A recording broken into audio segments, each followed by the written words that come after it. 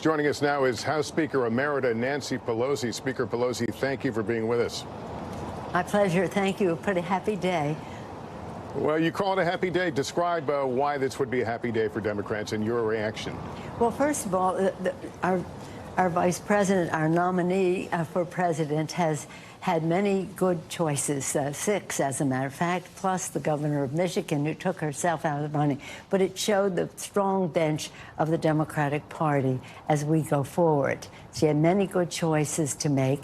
She has chosen Governor Walz. I know him well, as he served in the Congress for a number of years, and at that time his focus was on agriculture. Of course, he grew up farmer as a child working on the farm, and so he knows the heartland of America. But his major contribution was chair of the Veterans Affairs Committee. In that position, he put forth legislation working with Chet Edwards, who was the appropriator from Texas, that was historic in terms of what it did for veterans in our country.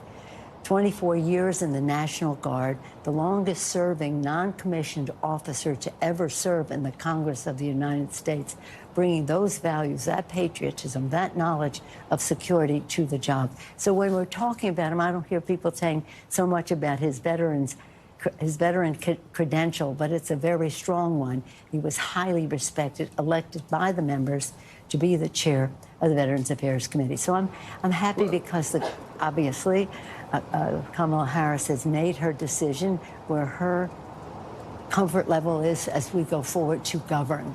Some will say, well, what does it mean for the election? It means, what does it mean really for her, what it means for the future. So I Madam Speaker, let me ask you, do you feel more comfortable in the decision that was made for President Biden to step aside? And are you worried about the speed of this bus going down the highway here? No, actually, people are saying to me, thank goodness this will be over soon. I see what happened in other countries, in the UK, an election, in France, an election happening quickly. Why can't we just move more quickly? Again, we love our political process. We like the time people take to know the issues, compare and contrast the values, the vision of the candidates and the parties. But nonetheless, this is something that people are excited about. They're enthusiastic about. Kamala Harris, of course, and now they will be about the ticket. So we've made a decision to win this election. And to win the election, we have to own the ground with our mobilization to get out the vote. And then we have to persuade those who are still on the fence with a message that is progressive and bold, but not menacing. And we have to have the resources to do so. And Kamala Harris has been attracting record amounts of small donor money to fund the operation. So mobilization, message, money, but most important thing, the candidates.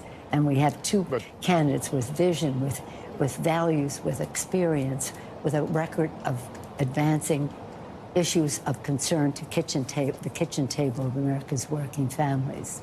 Where do you think Governor Walz helps most in this ticket? Well, I think he helps across the board. But being from the Midwest and the heartland of America, I think he brings the heartland values, not that they aren't values that we all share, but as are perceived by the heartland to the debate. And that's useful every place in the country. What works there works almost everywhere. What works, say, in my district in San Francisco might not work everywhere, but what works in heartland of America works everywhere. And he has been a champion, a successful member of Congress, a chairman of the full committee, going in to be the governor of the state, reelected in that position, being a wonderful leader. And by the way, not to be painted, look, I can say this with some authority, he's not on the left. He was right down the middle in his values and leverage in the debate in the Congress. So he'll be a great, he and Kamala know that we have to govern from the center, and that's where we are. I'm, again, a San Francisco liberal, and I say with respect, where I know they have to govern from the middle for the whole country, to bring people together, to have respect for different points of view, and to have decisions that will be sustainable, to support the legacy of Joe Biden, who really was one of the great consequential presidents of our country in a short period of time, passing legislation that made such a big difference in the lives of the American people, starting with the rescue package, the infrastructure bill, CHIPS and Science, again, PACT Act for our veterans, IRA to save the planet, and the rest. So this is a really important election. But before I let you go, can I ask you, were you at all consulted? Were you a part of this process, even on just an advice level? I have never, let me just say, as Speaker, as leader, and now, I have never been consulted on the vice presidential process. This is about the presidential candidate making his or her, then, or her, 2 times her, decision. So no, I wasn't, but I spoke clearly that I was happy with all the candidates. But it was nothing different than if I had been Speaker or leader in terms of consultation. Thanks for watching. Stay updated about breaking news and top stories on the NBC News app or follow us on social media.